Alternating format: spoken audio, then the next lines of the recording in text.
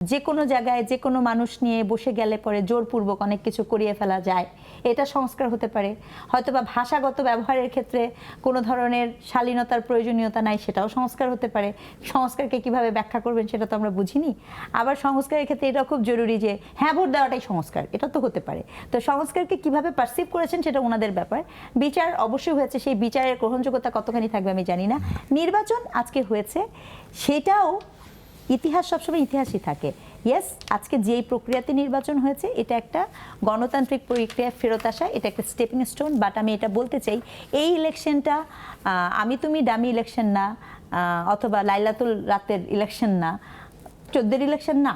But এই ইলেকশনটা কিন্তু 2008 অথবা আপনি 2001, 96, 91 সেই ইলেকশনও না। ইতিহাসে কিন্তু এটাও থাকবে একদিন, ইতিহাস ঘুরে আসবে একদিন। আমি মনে রাখাতে চাই যে স্টেপিং স্টোন তো বটেই, কিন্তু আপনি এখানে বহু মানুষ আছে যারা এই রাষ্ট্রের অংশ ছিল, তারা এই সুযোগ পায় নাই।